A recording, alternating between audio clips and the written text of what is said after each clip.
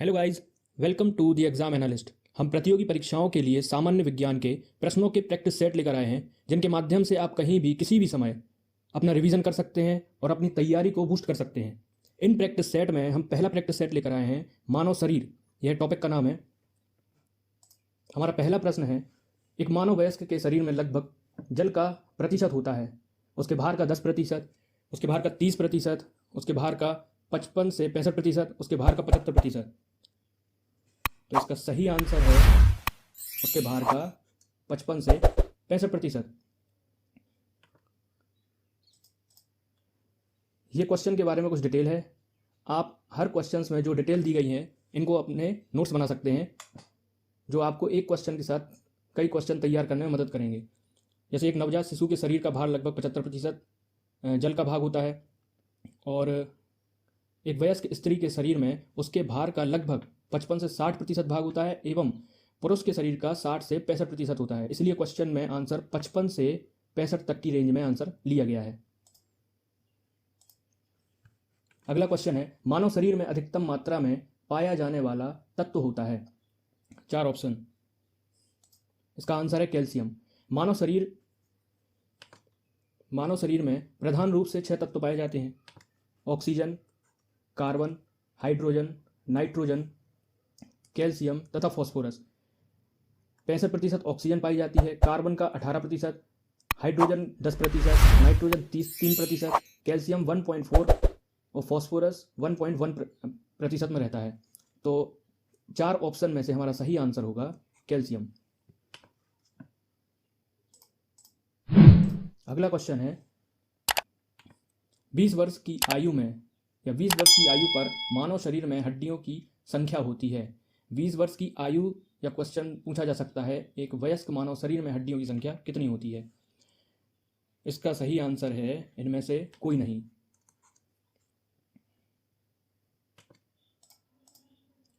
बीस वर्ष की आयु में वयस्क मानव शरीर में हड्डियों की कुल संख्या 206 होती है, जो अक्षीय तथा उपांगीय कंकाल में बटी होती हैं। अस्थियां शरीर का ढांचा बनाने में सहायक होती हैं तथा शरीर के विभिन्न अंगों की रक्षा करने का कार्य करती हैं। अगला प्रश्न है, निम्नलिखित में से कौन मानव शरीर की सबसे छोटी हड्डी होती है। ये क्वेश्चन लगभग सबको आना चाहिए, जो हम स्टार्टिंग से पढ़ते आ रहे हैं। तो इसका सही आंसर है स्टेपीज। मानव शरीर की सबसे छोटी हड्डी स्टेपीज है, जो मनुष्य के कान में पाई जाती है, जबकि मानव शरीर की सबसे बड़ी हड्डी फीमर है, जो जांघ में पाई जाती है। अगला प्रश्न, मनुष्य की खोपड़ी में कुल कितनी अस्थियां होती हैं। तो मनुष्य की खोपड़ी में अस्थियों की कुल संख्या होती है 28। इसका सही आंसर है 28। मनुष्य की खोपड़ी में कुल अस्थियों की संख्या 28 होती है, जिनमें 8 मस्तिष्क के चारों ओर का मस्तिष्क खोल अर्थात कपाल बनाती हैं, और 14 हमारे चेहरे का कंकाल बनाती हैं, तथा 6 मध्य कर्णों में कर्ण अस्थियां होती हैं, जो कि सुनने में सहायक होती हैं। ये सारे जो भी पॉइंट आपको दिए गए हैं डिटेल में, ये आप लिख सकते हैं, अपने शॉर्ट नोट्स बना सकते हैं, क्योंकि इस क्वेश्चन में 2 से 3 क्वेश्चन और बनते हैं।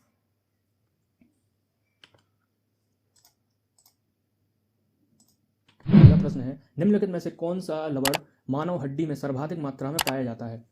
सर्वाधिक मात्रा में पाया जाने वाला लवण निम्न में से कौन सा है। Calcium phosphate. इसका सही आंसर कैल्शियम फॉस्फेट मानव हड्डी में सर्वाधिक मात्रा में पाया जाता है। अगला क्वेश्चन, मानव के शरीर में पसलियों के कितने जोड़े होते हैं। पसलियों के कितने जोड़े होते हैं। तो सही आंसर है इसका, मानव शरीर में पसलियों के 12 जोड़े होते हैं, अर्थात कुल पसलियां 24 होती हैं। सभी पसलियां मिलकर लगभग बेलनाकार पिंजड़ा बनाती हैं, जिनमें फेफड़े तथा हृदय स्थित होते हैं। आपने कंकाल में देखा होगा, जो फेफड़े और हृदय वाला एरिया है वो गोलाकार बेलनाकार में बन जाता है। अगला क्वेश्चन है, शल्य क्रिया में ऑर्थोप्लास्टी क्या कहलाता है।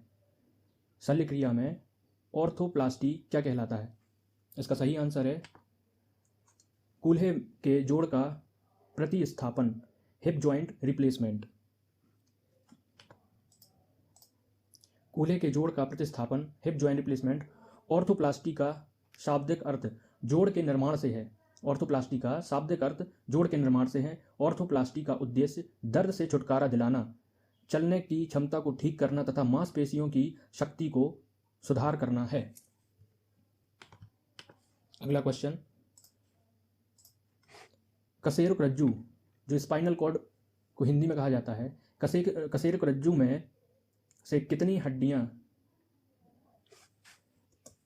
अगला प्रश्न है, कशेरुक रज्जु में से कितनी जोड़ियां तंत्रिका निकलती हैं। स्पाइनल कॉर्ड में कितनी जोड़ियां तंत्रिका निकलती हैं। इसका सही आंसर है पहला 31। कशेरुक रज्जु स्पाइनल कॉर्ड में से 31 जोड़ी तंत्रिकाएं निकलती हैं, जिन्हें रीढ़ की स्पाइनल तंत्रिकाएं कहते हैं, स्पाइनल नर्व्स कहते हैं। ये तंत्रिकाएं हाथ पैरों की पेशियों, त्वचा की ग्रंथियों, श्रवण ज्ञानेंद्रियों आदि को मेरु रज्जु से जोड़ती हैं। अगला प्रश्न, प्रत्यस्थ इलास्टिक ऊतक जो हड्डियों को एक साथ पकड़े रहते हैं उन्हें कहते हैं। अगला प्रश्न, प्रत्यस्थ ऊतक जो हड्डियों को एक साथ पकड़े रहते हैं उन्हें कहते हैं। इसका आंसर है लिगामेंट्स। प्रत्यस्थ अर्थात इलास्टिक ऊतक जो हड्डियों को पकड़े रहने में मदद करते हैं, लिगामेंट जो हमारे हड्डियों की ज्वाइंट में दर्शाए जाते हैं,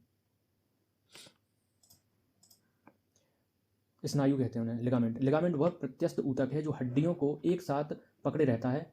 लिगामेंट हड्डियों को अन्य हड्डियों के साथ संबंध कर जोड़ का निर्माण करता है। अगला प्रश्न, नाखून काटते समय दर्द नहीं होता क्योंकि। नाखून मृत कोशिकाओं के द्रव्य द्वारा बने रहते हैं जिनमें रक्त संचरण नहीं होता। दूसरा, नाखून शरीर का बेकार हिस्सा है। नाखून कैल्शियम फॉस्फेट के बने होते हैं। इनमें से कोई नहीं। तो इसका सही आंसर है पहला, नाखून मृत कोशिकाओं के द्रव्य द्वारा बने रहते हैं जिनमें रक्त संचरण नहीं होता। नाखून मृत कोशिकाओं के द्रव्य द्वारा बने रहते हैं जिनमें रक्त संचरण नहीं होता। नाखून बाह्य कंकाल के अंतर्गत आता है जो अल्फा कैरोटिन से बना होता है। ये आपको प्रश्न के रूप में मिल सकता है, नाखून किससे बना होता है। अगला प्रश्न, निम्नलिखित में से कौन सा पौष्टिक तत्व अस्थि एवं दांतों के निर्माण एवं मजबूती के लिए आवश्यक नहीं है। मजबूती के लिए कौन आवश्यक नहीं है। इसका आंसर होगा आयोडीन। कैल्शियम, फास्फोरस तथा क्लोरीन अस्थि तथा दंत निर्माण में सहायक होते हैं। दंत निर्माण में ये महत्वपूर्ण है, कैल्शियम, फास्फोरस तथा क्लोरीन। इनकी कमी से अस्थि एवं दंत संबंधी बीमारियां हो जाती हैं, जबकि आयोडीन थायराइड ग्रंथि के नियंत्रण में उपयोगी होता है। अगला प्रश्न, मनुष्य के जीवन काल में कितने दांत 2 बार विकसित होते हैं। इसका सही आंसर है 20। मनुष्य के जीवन काल में 20 दांत 2 बार विकसित होते हैं। मानव सहित अधिकांश वयस्क स्तनी द्विदंती होते हैं, अर्थात चवर्ण दंतों के अलावा अन्य दांत जीवन में 2 बार विकसित होते हैं। हमारे मुंह में आदर्श रूप से 4 प्रकार के दांत होते हैं, कृदंत, रदनक, प्रचवर्ण और चवर्ण, जिन्हें चवर्णक या प्रचवर्णक भी कहते हैं। अगला प्रश्न, मानव शरीर में सबसे मजबूत मांसपेशियां कहाँ होती हैं। तो सबसे मजबूत मांसपेशियां होती हैं जबड़े की।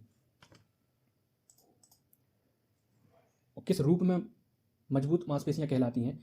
किसी भारी वस्तु को उठाने की क्षमता के संदर्भ में जबड़े की मांसपेशियां सबसे मजबूत समझी जाती हैं। जबड़े की मांसपेशियां 975 पाउंड वजन 2 सेकंड तक उठाने का Guinness book of world record में रिकॉर्ड दर्ज किया जा चुका है।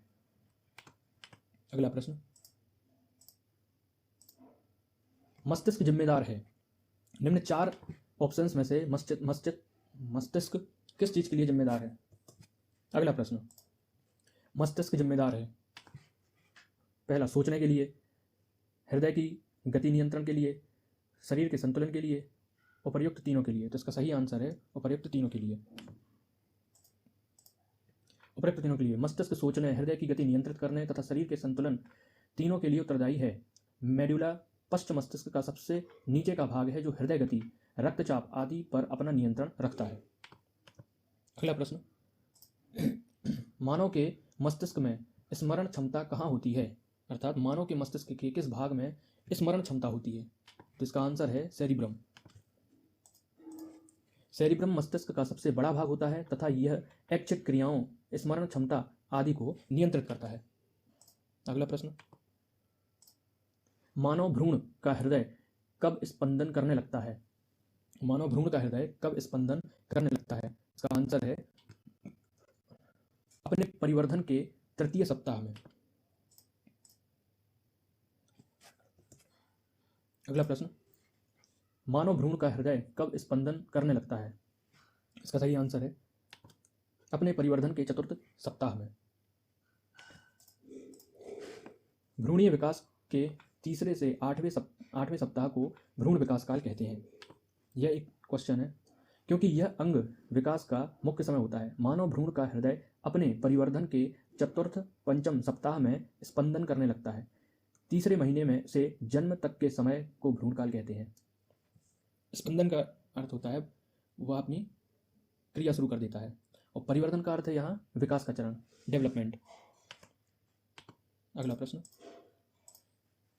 स्तनधारियों को में श्वसन होता है, स्तनधारियों में श्वसन होता है। इसका सही आंसर है फेफड़ा द्वारा, फुफ्फुस द्वारा। स्तनधारियों या स्तनपायी जीव प्राणी जगत के एक समूह को कहते हैं जो कि अपने नवजात शिशुओं को दूध पिलाते हैं। यह स्तनपायी को परिभाषित किया है, ऐसा प्राणी समूह जो अपने नवजात शिशुओं को दूध पिलाते हैं। ये कशेरुकी प्राणी मुख्यतः फेफड़ों से श्वसन करते हैं। अगला प्रश्न, श्वसन क्रिया में वायु के कौन से घटक की मात्रा में परिवर्तन नहीं होता? अर्थात श्वसन के माध्यम से हम वायु के कौन से घटक को इनहेल करते हैं तथा एक्सहेल करते हैं तो एज इट इज बाहर आ जाती है, तो यह है नाइट्रोजन। श्वसन क्रिया की अंतःश्वास क्रिया में लगभग। अगला प्रश्न, श्वसन क्रिया में वायु के कौन से घटक की मात्रा में कोई परिवर्तन नहीं होता? अर्थात श्वसन क्रिया में हम वायु जो अंदर लेते हैं और बाहर निकालते हैं, तो कौन सा ऐसा घटक है जो समान मात्रा में बाहर निकल आता है? तो वह है नाइट्रोजन। इसका सही आंसर है नाइट्रोजन।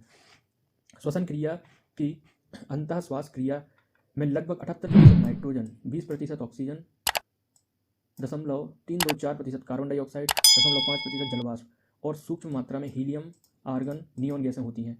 उच्छ्वास क्रिया में नाइट्रोजन की मात्रा 78% ही वापस निकल कर आती है। ऑक्सीजन की मात्रा परिवर्तित है, कार्बन डाइऑक्साइड की मात्रा परिवर्तित है, अन्य मात्राएं भी परिवर्तित हो जाती हैं। अगला प्रश्न, हृदय कब आराम करता है? कभी नहीं, सोते समय, दो धड़कनों के बीच में और यौगिक आसन करते समय। तो इसका सही आंसर है दो धड़कनों के बीच में।